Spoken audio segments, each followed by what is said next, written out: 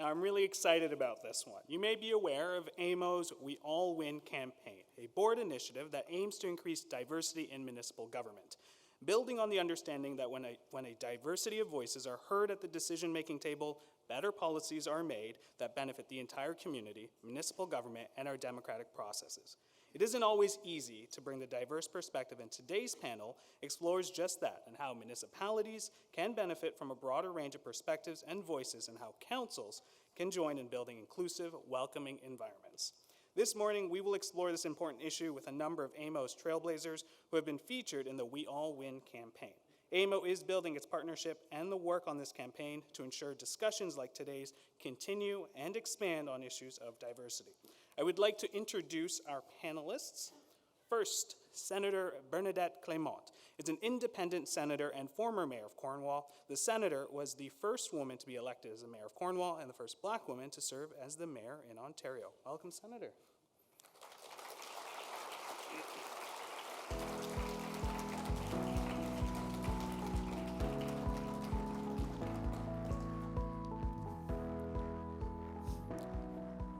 Our next guest is Steve Anderson. He is the deputy mayor for the town of Shelbourne and a councillor for the county of Dufferin. The deputy mayor is also a senior lawyer with the Toronto Transit Commission with over 15 years of experience in his role. Welcome.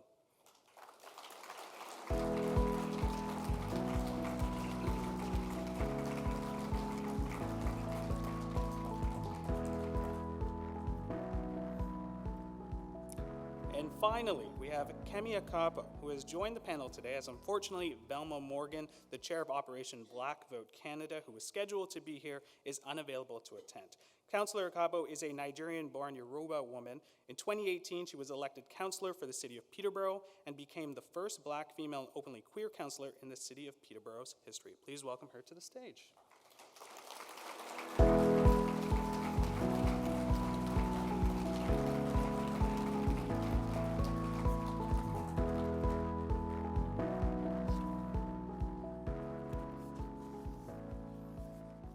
All right, thank you so much for taking the time, and thank you all for being here for this important discussion. I should mention, following our discussion, if time allows, our panelists have agreed to take questions. There's some mics there, and we'll get that all sorted out.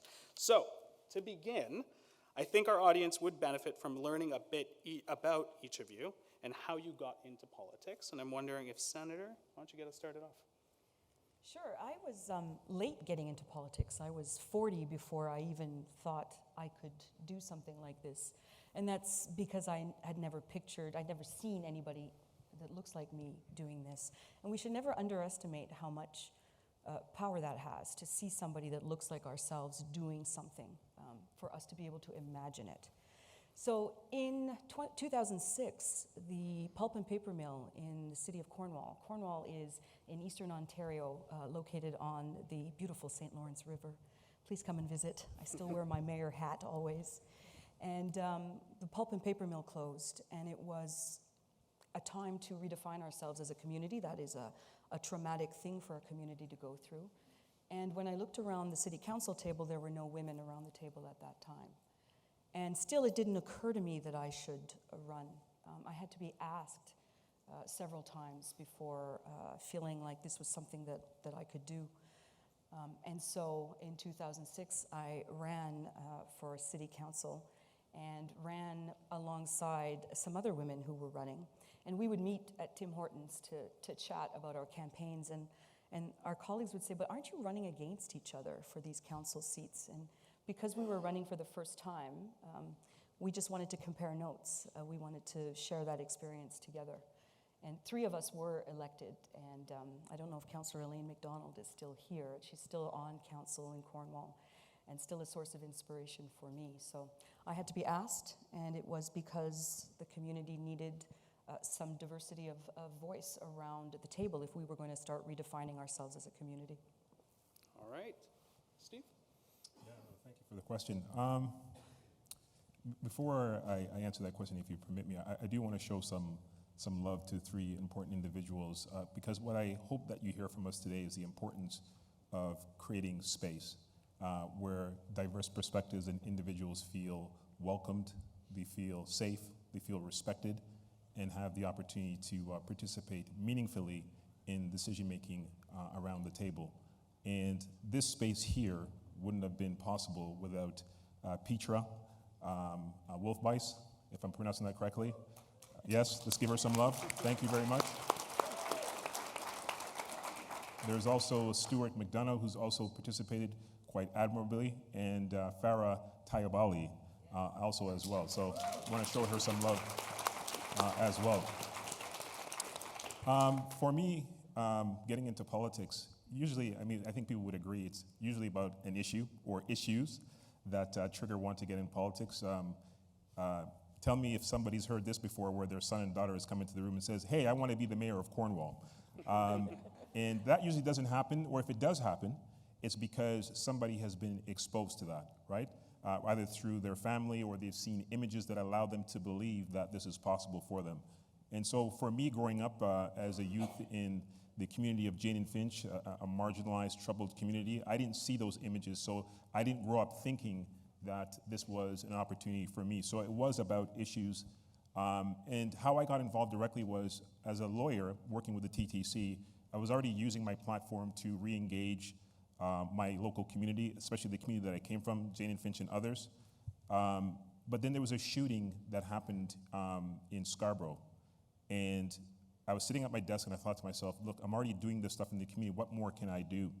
And so I went online, no word of a lie, and I Googled some politicians starting in my own former community. And I reached out to them and said, listen, I'm a lawyer with the TTC, this is what I'm doing, but how could I help to be part of the solution? Both reached out, I met with both of them, but with one in particular named Mario Sergio, who was the MPP of the area, invited me to a roundtable discussion as we're talking about access and space and around the decision-making table. And around that table were other stakeholders, and it was Dr. Eric Hoskins, who was the Minister of Youth and Children's Services, that was there, who was going from community to community getting feedback. And it was through that conversation and that participation that it allowed me to think, you know what, politics and the political forum could be a space where I could affect greater change. And so from that moment, that seed was planted. Nothing happened until I moved to the beautiful town of Shelbourne, and then the rest flourished from there. It's a great story. Wow. Kemi. Thank you for having me here today, and I echo the thanks that Steve gave to the folks that made this possible. So my journey into politics really started from a very young age. There's this quote that I like, I don't know who said it, but the personal is political and the political is personal. So really from a very young age, I've been engaged in politics, even though I wouldn't necessarily have called it that. My parents, so I'm from Nigeria originally, and we grew up, or my family and I, we moved around a lot in West Africa, and everywhere we went, my parents made it a point to engage us kids. I've got 3 older brothers in our communities that we lived in. So one of my projects was volunteering at a local orphanage, and I saw what was going on at the orphanage. They needed more money, so I organized a walkathon at my school. We raised money for that, and then other projects ensued from that. And when I came to Canada as an international student, I went to Trent University in the beautiful city of Peterborough.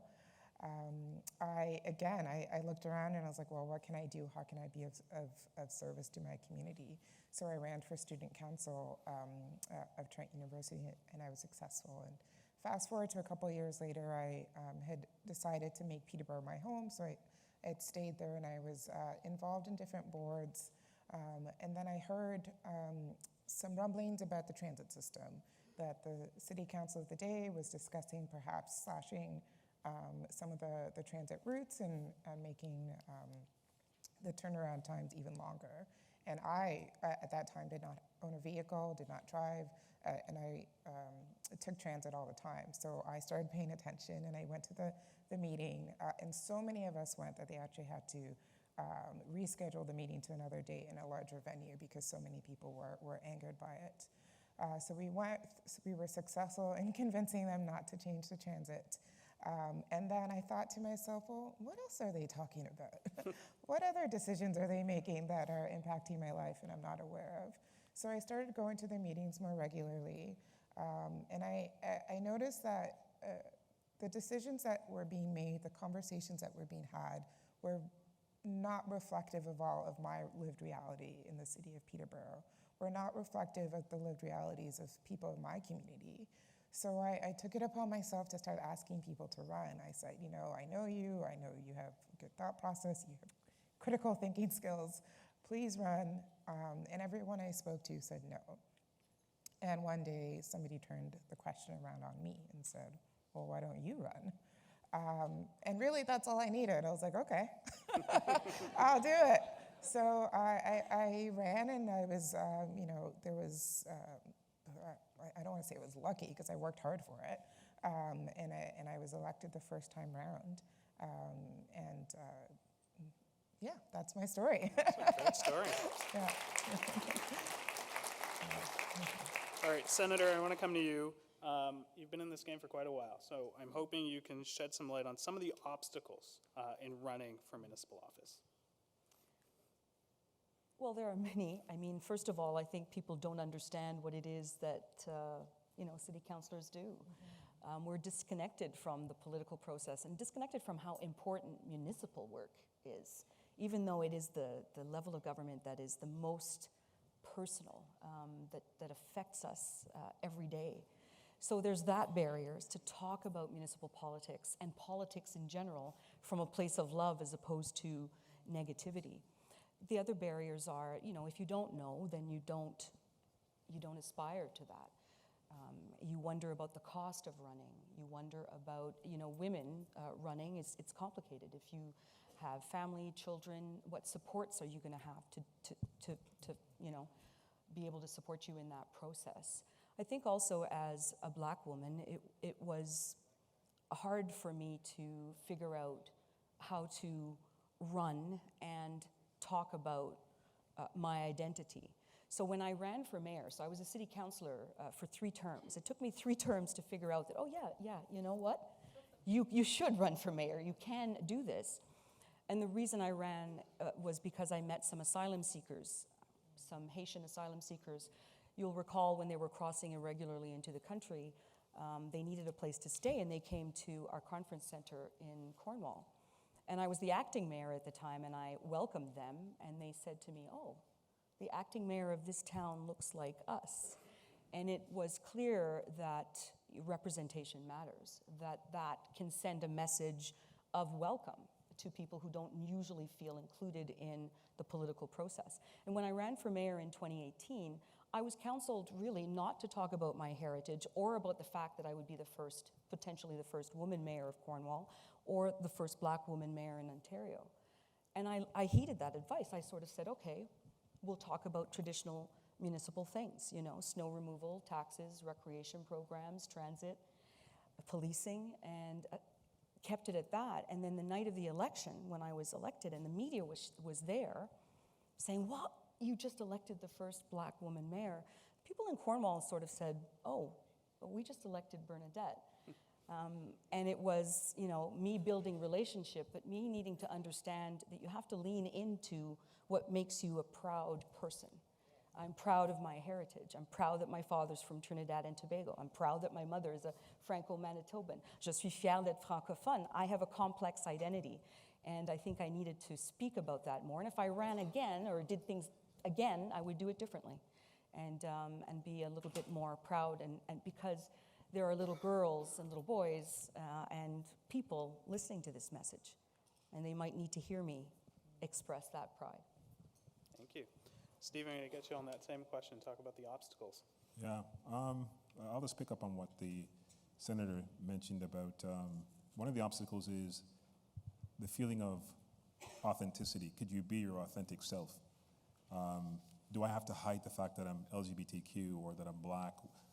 Do I want to talk about women issues because I'm in a forum with all men and maybe I should keep that to the side? And so there's a struggle of, could I truly be myself in these environments? And that's where representation matters, because when you have other people around the table that have other similar, lived experiences of you that look like you start to feel more comfortable that you can share bits and pieces of yourself. So certainly that's one obstacle.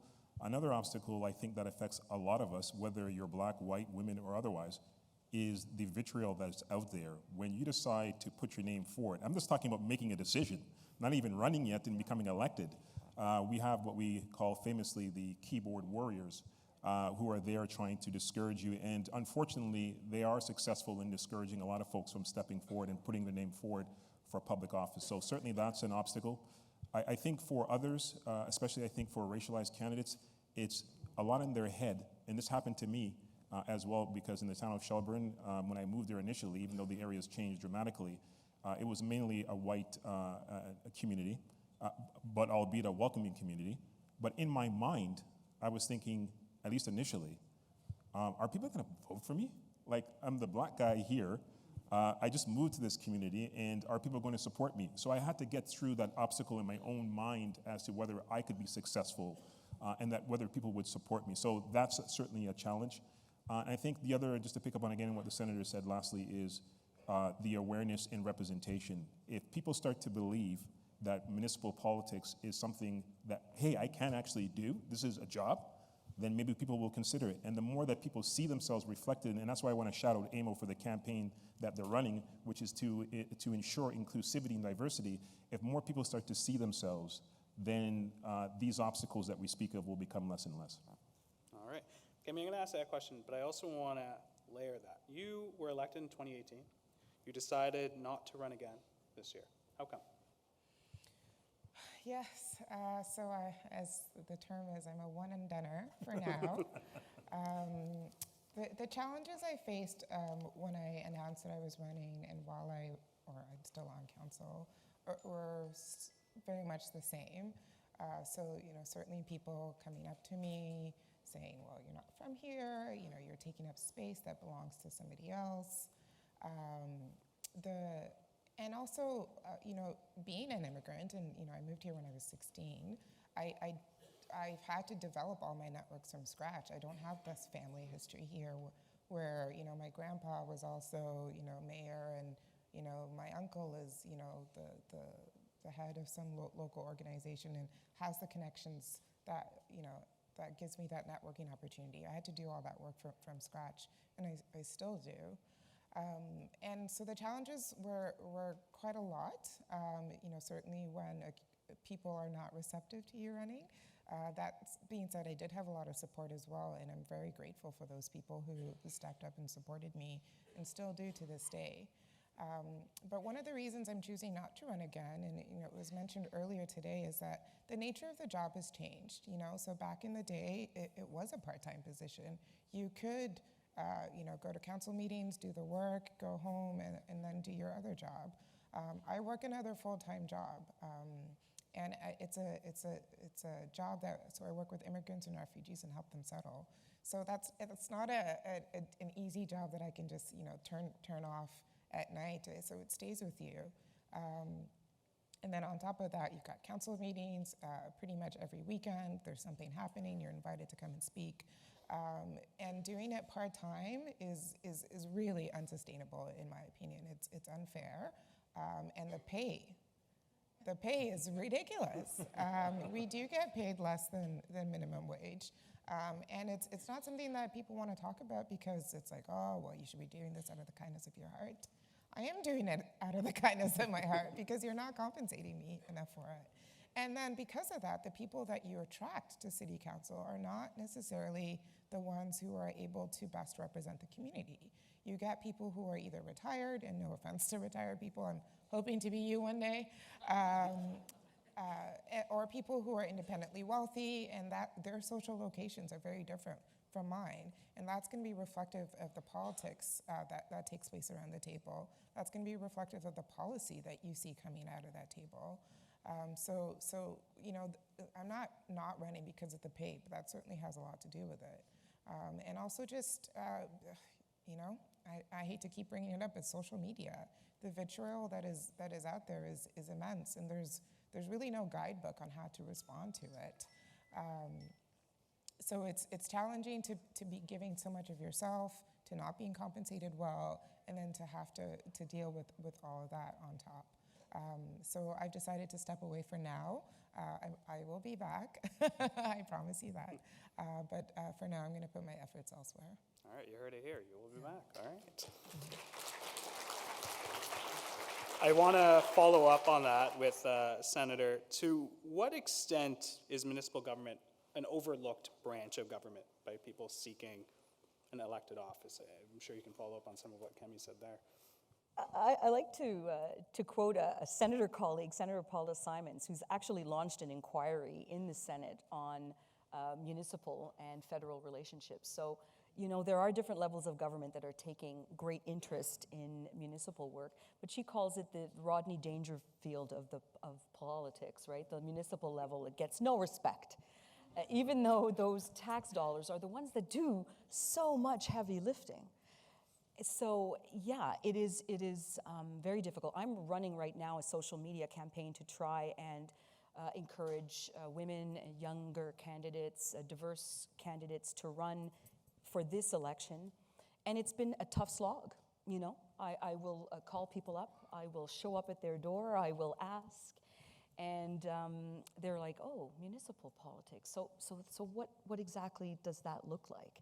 So there's a lot of awareness that we need to push out there.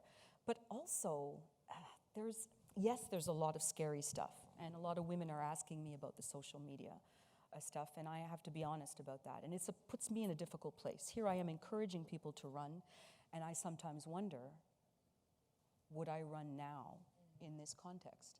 When I heard that Councillor Akapo was not running again, I cried, because it is personal. It is personal for many of us. So, you know, how do I encourage people to do this? Well, because as most of you know, you love where you live.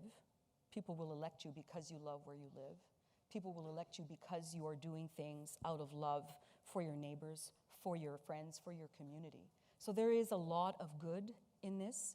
We also need to talk about that. Yes, the hours are long. Yes, the compensation is ridiculous. And I'm a legal aid lawyer, and I had to practice throughout my career, and I wanted to, but there was no way that I could have supported myself, or, you know, even as mayor, I continued to work as a lawyer because the pay is just not there. So there's a lot of negatives, but there's also really good things. The sense of connection to community is so powerful. It's hard to describe that to people, but I'm trying. All right. Steve, you talked earlier, your first answer, you shouted out some very important people. I want to talk about how important mentorship is in getting people to consider municipal office. Kemi talked about, you know, asking everyone she knew. But how important was it for you in your career, but how important is it for young people who are considering, but also people in office right now and what they should be doing? Wow. That's a really good question. I'd love to say that at the very beginning I had a whole wealth of individuals that understood the game, was in it, ran campaigns, and were able to huddle around me and say, hey, Steve, you got this.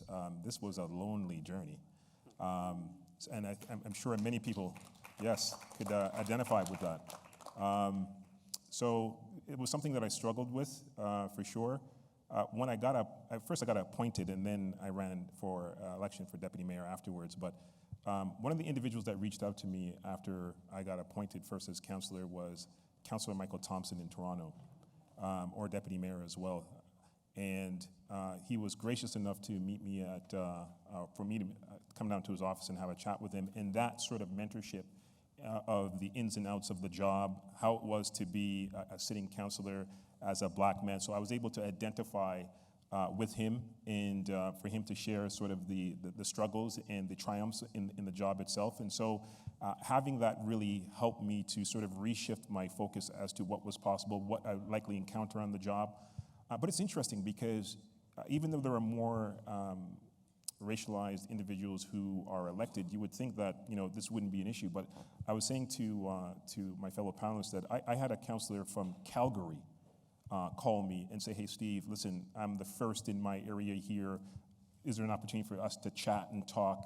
And so I can't overstate the importance of having people there. Now, again, whether they look like me or not, that's fine. At the end of the day, when you need help, you don't care what color the hand is, right? And so for those who are sitting around council who have been there for a number of years, and you see a first like myself and Kemi or the senator, don't be shy to reach out and say, hey, listen, let me take this person under their wing. And I found that even at my council, I was different from everybody else, obviously, but there were a number of individuals around the table, including our current mayor and warden of Dufferin County, Wade Mills. I'm sure he's here, but I certainly commend him for being one of those individuals that provided that level of mentorship. All right. Kemi, I want to come to you. We know that you are not seeking re-election, but I want to talk about, you talked about why you got into politics originally. Are elections the only way to affect change? Absolutely not. That's a really good question, and thank you for asking it. That's something that I let people know, that it's not the only way to affect change. You don't have to be the politician. There's different ways to have a seat at the table. I'm sure most municipalities have subcommittees and advisory groups, so I'm always encouraging folks to sign up and sit on those if that's something that they're interested in. But there's also multiple ways to affect change. So in Peterborough, we have a really strong and robust youth population, and they make themselves heard. They're the ones that convinced us to declare a climate emergency in 2018, and they put on a lot of events. They do a lot of rallies. They do a lot of advocacy, and that's certainly one way to make change. And I find the strength of grassroots communities and networks to be just as powerful as being on the table. Obviously, being on the table, you get to make the votes that make the change, but really we're there to represent the community. So no, you don't have to be an elected politician to be a change maker. And there's lots of roles, supportive roles that you can play behind the scenes. Not everybody wants to be the person in the hot seat. But if you are happy to be beside the person on the hot seat, we appreciate that too. So lots of ways to get involved and to be a change maker. All right, I'm being mindful of the clock here. Got about 8 minutes, but I do want to get one question in about civic engagement. We know turnout in municipal elections are often pretty low. They're really low in the provincial election. But when we talk specifically about communities of color, are there ways of involving communities of color even when there aren't any diverse voices in council or in government? How do you do that, Senator? Yeah, big question. Yeah. I think you have to invite people to the conversation. I'm going to use the Black Lives Matter protest that we had in Cornwall. So with the murder of George Floyd, which personally changed my life, I made a conscious decision to take up more space and talk about these issues and talk about how they affected me and affect me. And I saw 3 young black women organizing this peaceful protest that took place in Cornwall. And I thought a few people would show up, and 1,000 people showed up, a lot of young people. And so I think that we have to have conversations about what's going on currently. We have to invite young people to the conversation. And those 3 young black women who organized this successful protest, we need then to invite them and continue making sure that they are in all the places, not just talking about Black Lives Matter, not just talking about youth issues, but about things that matter to them, about current events. So yeah, I'm currently trying to be in all the places. I just got on TikTok. Wish me strength. Wish me strength. Because I want to take risks and make sure that I'm in the places where young people are and where they're having conversations. And it's going to be awkward. Me dancing around in TikToks is a little bit awkward, but it's also a way to try and grab a different audience. I'm interested in lowering the voting age from 18 to 16. And so Senator McPhedran is working on that, and I want to jump onto that and use all those social media platforms. I think we have to be brave. I think we have to take risks. I think it's scary, but I think if we want to reach young people and engage on all these places, then we have to be in all these places, and we have to support each other as we do that. We were talking about AMO creating a women's caucus, maybe doing some work around social media to support us so that we're not afraid to be there, that we're there, and that we have the support that we need to be there. Thank you for that. All right, we have about less than 6 minutes, and I want to make sure that if anyone had any questions, that I gave them an opportunity. If you wanted to ask a question, you can come up to one of the mics, and I can ask you, or I can keep on going. Oh, I think I see. Number 4, if you can say your name and then also direct your question to one of the panelists. Sure, yeah, I'll bite. Derek Iverson, City Councillor from the City of Oshawa. Thank you so much for the insights this morning. I think a lot of us often think when we see a challenge, we say, well, then, in practical terms, what can I do to help? And very briefly, you did touch on some of your prior experience, but I often think about, are there leadership opportunities in our community that we may have the agency to advance underrepresented populations to? Is there anything in your experiences that preceded your political experience that you can talk about, or do you just want to maybe give us some more advice in that sort of vein? And your question was directed to? To any of the Anyone panelists, take yeah. that? I guess I'll just start off very briefly to say I just think you have to be intentional about trying to engage different members of your community. When we take the oath of office, we've declared that we are representing the entire community, not just segments of our community or parts of the community that we feel comfortable with. And so I think we have to get out of our comfort zone and find ways and be creative, and I think the community demands that. So if there are organizations, grassroots organizations, find out who they are and get in contact with them. Maybe you invite members of the community to come to an open forum at Town Hall, for example, or City Hall, and say, listen, let's have a conversation about elections and being elected and running for office. And so again, you just have to be really intentional, creative. So whether you're on TikTok or otherwise, but just utilizing those platforms that you have available to you to have that kind of conversation. And I'll add to that as well. It's meeting people where they're at. So where I live, we have an increasing population of folks who have come as refugees and who don't speak English very well. And a lot of these sessions happen in English, and you're speaking rapid fire. So what I've started to do is provide interpretation at different events that I go to. So people want to show up, and when they do show up, they understand what's happening. Going to people, providing childcare, so people with kids can come and don't have to worry about, having to find a babysitter. So really meeting people where they're at, and going to them, not expecting them to come to you, reaching out to them and speaking to them, and addressing them and the issues that matter to them, not like, oh, well, this is important, so you should know about this. It's like, well, what is important to you? Let's have a discussion, and then perhaps you can veer off into other topics. Thank you for your... Please don't be silent. Yes. We, as Black people, as racialized people, diverse people, we often have to do the emotional labor, and that's fine. I'm here for it. But if I'm sitting around a police services board and we're talking about Black Lives Matter, I don't want to be the only one talking about that. Mm-hmm. So we need allies to ask the questions. And please ask the awkward questions. Just show that you're going to be listening and paying attention and being part of the conversation. Just don't be silent. We need help in all of these conversations. Otherwise, it's one-sided. So, yeah.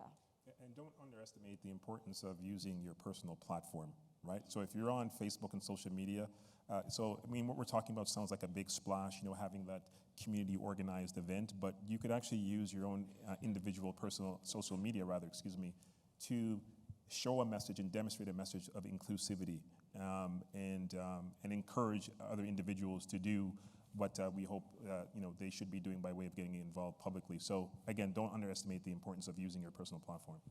All right, I've been told that I'm slowly running out of time, unless if mic 3, is it a quick? Mic number 2. Yeah, 2 and 3. Okay.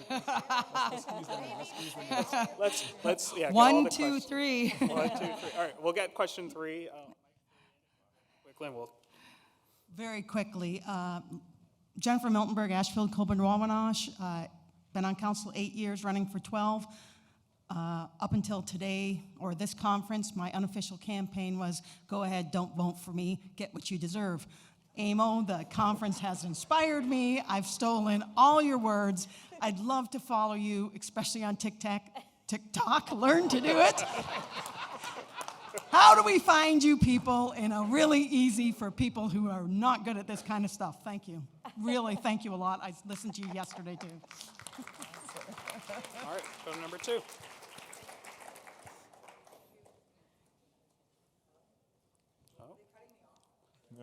Oh, we did. All right. Well, our panelists will be here. My mic Oh, works. there you are. Sorry. Okay, This is okay. me There we using go. my voice, as the senator says. Yes. Thank you very There you much. go. Wendy Landry, my traditional name is Waskane Makwa, and I'm from the Red Rock Indian Band in northwestern Ontario. I'm mayor of the municipality of Shunya, AMO board member, NOMA president, yada, yada, yada. I just want to say to you, I appreciate all of your comments today. Appreciate all the perspectives that you're giving. Inclusivity and diversity is something that I'm passionate about and work on. And I just want to remind everybody in the room that there should be an Indigenous lens on every conversation on diversity and inclusion. Indigenous people are the fastest growing population in this province and in this country. And we are on traditional lands in every moment, every step that you take in this province. And the encouragement, it's going to take a lot of encouragement from non-Indigenous people and allies, as you spoke to, Senator, to have our Indigenous people be brave enough to come up and run for our city councils. And we need the encouragement, we need the allies, because we face racism extremely too. And people don't trust Indigenous people and their agendas at a council table. So I would appreciate a lot of allies in the room. And going forward, there should be an Indigenous lens in every conversation and a perspective in every conversation. So I just wanted to say that, and that's me using my voice, Senator. Thank you very much. Important. Thank you so much.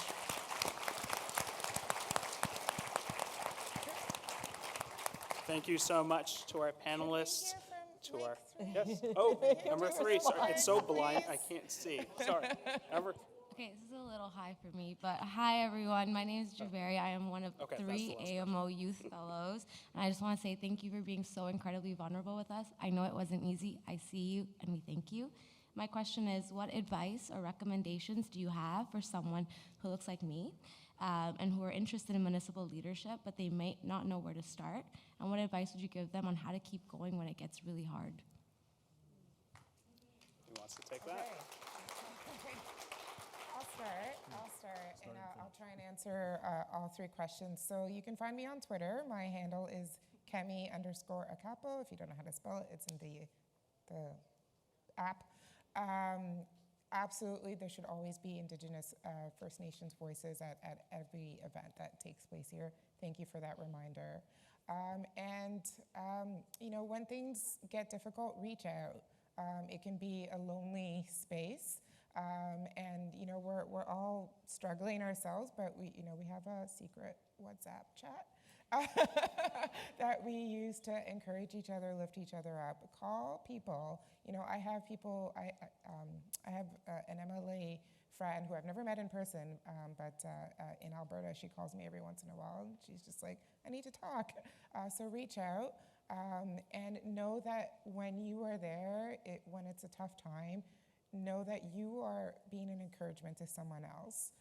So just simply by being yourself and being in those spaces, I know it's tough, but know that you're there inspiring a lot of younger people than yourself and older people as well, that they deserve to be there too, and they deserve to take space.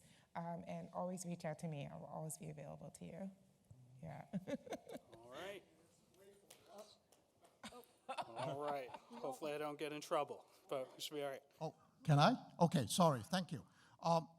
Very insightful, thank you. My name is called Godwin Chen. I'm a councillor in the city of Richmond Hill, obviously Ontario. I can relate to it. Back 16 years ago, in 2006, I became the first, whatever you want to call it, visible minority, people of color, racialized person to be elected at first one in all 3 levels of government in the city of Richmond Hill. So I can relate to it. And I am asking that I hear what the senator and the other 2 colleagues were saying. Would you be considering that be mentor or in a what I call training school for people, racialized groups, I think that's the term now, well, too late for this year, but in the future, to help sow the seed, as well as sharing our collective insights, including the voices from the indigenous community we just heard, that to get encouraged to have the grassroots participation, not necessarily have to be running for councillor or mayor, but helping with. We engage in civic affairs. So would you all be open to that? And second to that, maybe not for the panel to answer, for our incoming president, Colin, that consider maybe AMO could also have a task force or committee moving on with a very diverse and inclusion kind of focus. So those are my aspects. And thank you for accommodating my question. I know we're out of time. Thank you. Yes. So, Senator Velma. The answer to your question is yes. We, period. Because really, training is powerful, helpful. There are a lot of grassroots organizations that are doing that now too, for different groups, and so yes to that. Madam Mayor, Nyawa, for your comments. Taking them in and reflecting on them and making sure that we're going to be acting on them. Mentorship is everything. To Councillor Akapo's point, I've been mentoring a councillor, and I mentored her through the campaign, and she's now been elected, and we continue to meet, because once you're in office, there are challenges as well. So mentorship is everything. So please ask, and by the way, when you ask, we'll say yes, because we need it as much as you do. Like the days that are hard, and there are many, you need inspiration. And when you're talking to the person that you're mentoring and helping people, you just feel better.